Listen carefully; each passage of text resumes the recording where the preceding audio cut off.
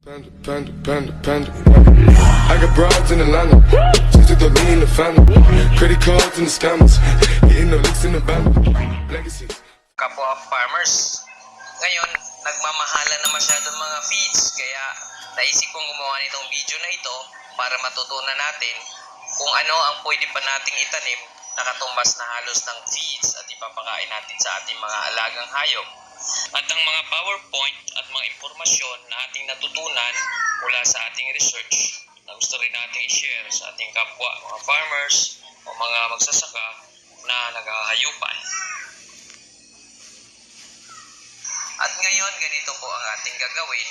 Alamin po natin kung paano magtanim ng Madre de Agua. At ano nga ba po kaya ang Madre de Agua? Ang Madre de Agua ay isa sa mga halaman. Ang dahon nito ay maaari natin ipakain sa ating mga alagang hayop.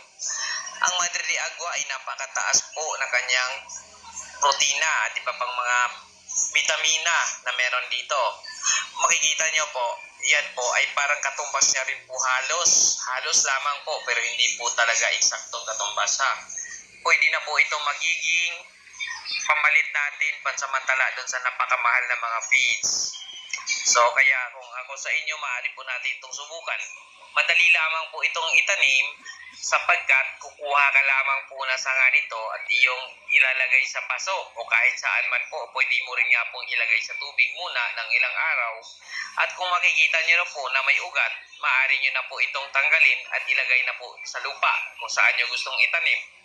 Based po sa aking pag-experience at nung nagtanim ako, na-try ko po ito sa isang lugar na medyo may lilim ng konti, ngunit naaarawan naman ito. Doon po ay nabubuhay po siya ng mas maganda, mas maayos at mabilis po siyang mabuhay. Dati po nagtatanim po ako sa sobrang init naman po kasi doon sa isang lugar na wala pong lilim ay nasisira po ito. Pero depende po siguro sa panahon iyon. Kaya kung ako sa inyo, bilang magsasaka at aking advice na rin po sa inyo, nasubukan po natin ito. Magtanim tayo ng marami para masubukan natin na magpapakain ng mas marami nito ng sunod-sunod para ma-observe natin ang ating mga hayop kung talagang may epekto sa kanila. Kasi kung konti lang din naman natin nanim natin at konti-konti lang din papakain natin, hindi rin natin yon masyadong maramdaman, pero at least siguro nakakatulong na rin siya kahit paano doon sa pagpapalit natin doon sa napakamahal na feeds. Maaari rin po tayo magtanim ng iba pang klase ng halaman tulad ng ipilipil at anumang mga halaman pa maliban dito sa Madre de Agua. Pero para sa akin, isa po sa magandang bigyan natin ng focus o importansya ang pagtatanim nitong Madre de Agua sapagkat ito naman po yung nabubuhay dito sa Pilipinas at marami pong benepisyo makukuha natin at para hindi na rin po tayo gagastos na mas malaki. So ayun, itong Madre de Agua na ito kasi parang napaka-importante niya. Parang tingin ko dito gold kasi nga hindi na po tayo gagastos ng napakalaking halaga para lang mag-alaga po ng mga hayop. At pwede po tayong kumita na gamit lamang po ang ating pagod nang wala tayong nilalabas na pera. Maaari lamang po siguro maglabas ng pera kung sakali pong nagkasakit na kailangan po natin bumili ng medisina. Ngunit kung meron naman po tayong mga halamang gamot na nakapaligid katulad na lamang po ng oregano at iba pang mga halaman, mga bayabas, marami pong pwede nating panggamot doon sa ating mga alaga hanggat hindi naman po maluba.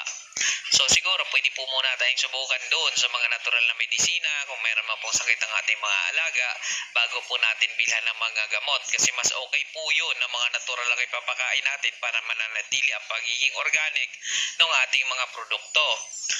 So ayun po, balik tayo doon sa Madre de Agua. So ang Madre de Agua po ay napakataas po ng kanyang nutrition content. So, yun, pagbabasihan nyo po, ito, based po ito sa aking research sa Google, yun, lumabas po ang napakataas ng kanyang protina na halos nga po, kalibil po halos sa feeds.